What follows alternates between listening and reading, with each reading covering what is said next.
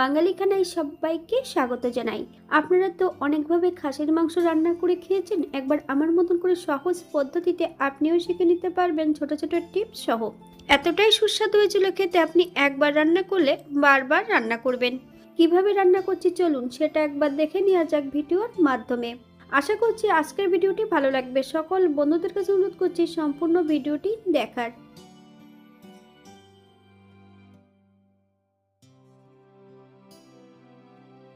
এখানে আমি আগের থেকে 750 গ্রাম খাসির মাংস ধুয়ে পরিষ্কার করে রেখেছি। এই পর্যায়ে মাংসটা ম্যারিনেট করে নেব।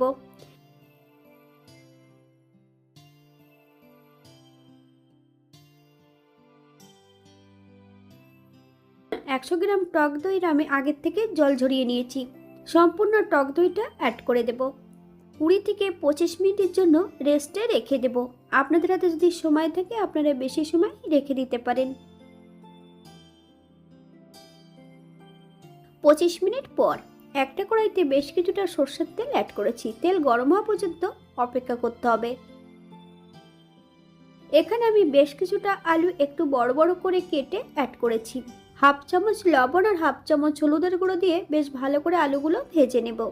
আপনারা যদি কাশ্মীরি লঙ্কার গুঁড়ো পছন্দ করেন তাহলে অ্যাড করতে পারেন।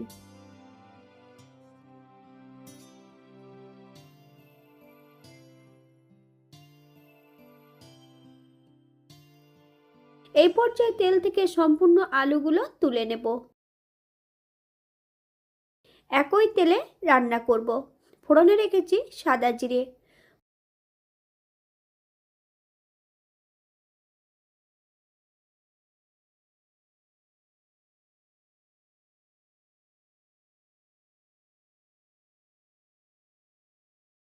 আগের থেকে মিডিয়াম সাইজের 3টে পেঁয়াজ বেশ সরু করে কেটে রেখেছি।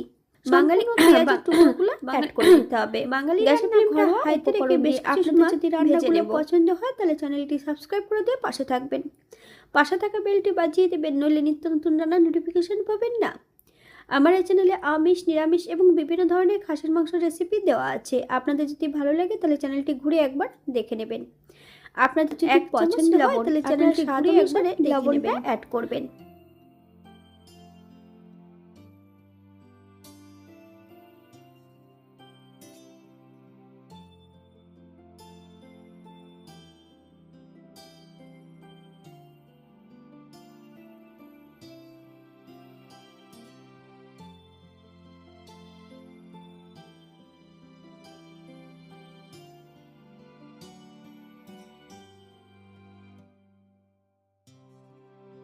আগের থেকে একটা বড় সাইজের রসুন আমি থেতো করে রেখেছি। সম্পূর্ণ রসুনটা অ্যাড করে দেব।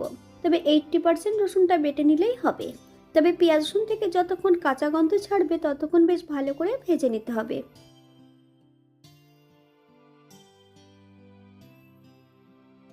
আপনারা একবার স্ক্রিনের দিকে ফলো করবেন।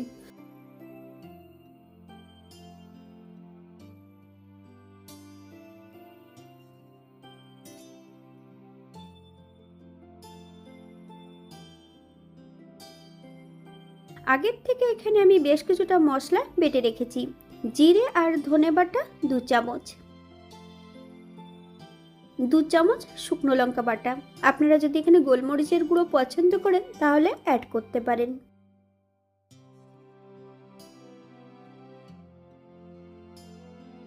মশলাটা বেশ ভালো করে ভেজে নেব।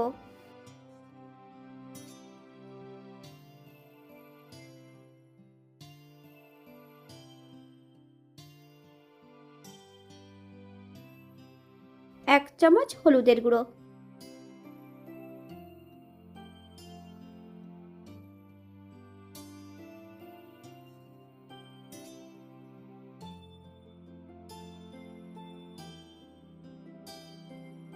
এক চামচ কাশ্মীরি লঙ্কার গুঁড়ো,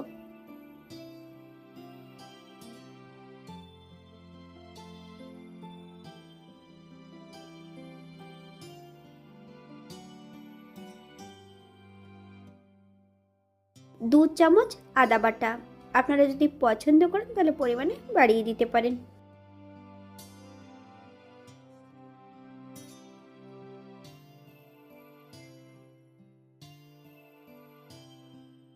মশলাগুলো ঠিক এমন ধাপে ধাপে অ্যাড করতে হবে। মিডিয়াম আঁচে বেশ ভালো করে মশলাগুলোকে ভেজে নেব।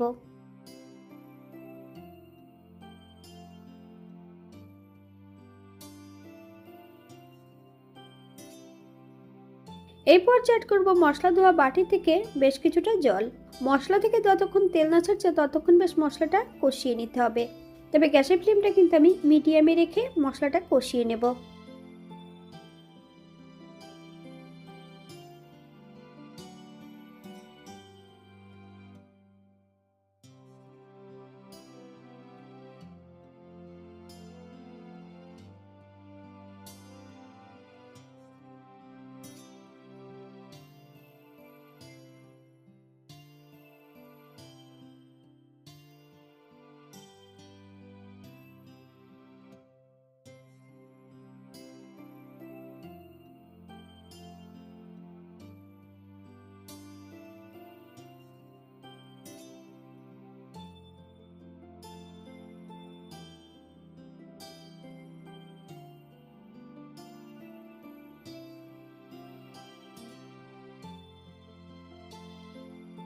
গ্যাসের ফ্লেমটা লোতে রেখে সম্পূর্ণ ম্যারিনেট করা মাংসগুলো অ্যাড করে দেব।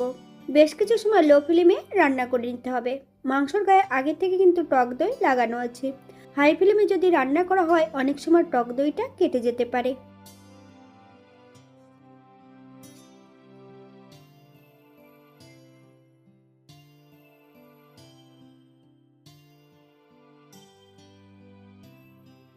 আপনারা একবার স্ক্রিনের দিকে ফলো করবেন।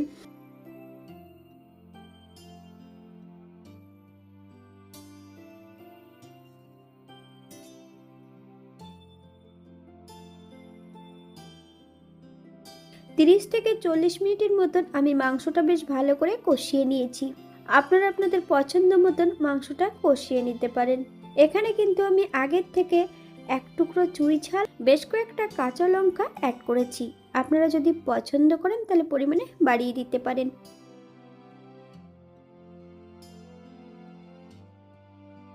গ্যাসের ফ্লেমটা অফ করে দিয়ে সম্পূর্ণ মাংসগুলো প্রেসার কুকারে অ্যাড করে দেব। 2 কাপ জল অ্যাড করব। আপনাদের যতটা গ্রেভির প্রয়োজন আপনারা ততটা জল অ্যাড করতে পারেন। প্রেসার কুকারে 2টো হুইসেল দিয়ে নিতে হবে। 10 মিনিটের জন্য প্রেসার কুকারটাকে স্ট্যান্ডিং টাইম দেব। তারপর আমি একই পাত্রে আবারও বেশ হাই ফ্লেমে রান্না করে নেব।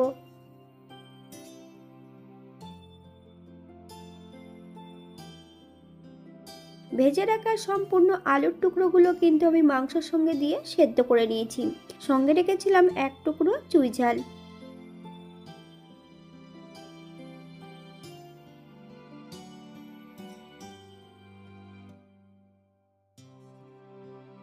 এই পর্যায়ে আমি বেশ কিছুটা গরম মশলা গুঁড়ো অ্যাড করব। আপনারা যদি পছন্দ করেন তাহলে পরিমাণে বাড়িয়ে দিতে পারেন।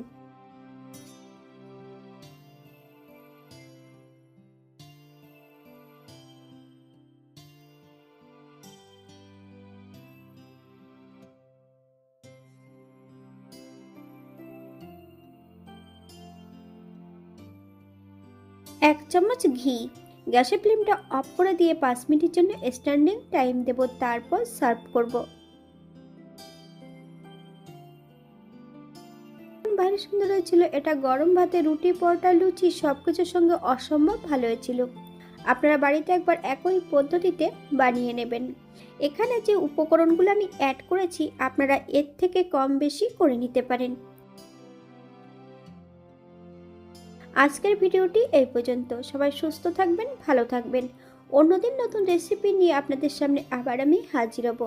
নতুন ও পুরনো সকল বন্ধুদের অসংখ্য ধন্যবাদ ভিডিওটি দেখার জন্য। হাতে যদি সময় থাকে একটা লাইক, কমেন্ট, শেয়ার করবেন।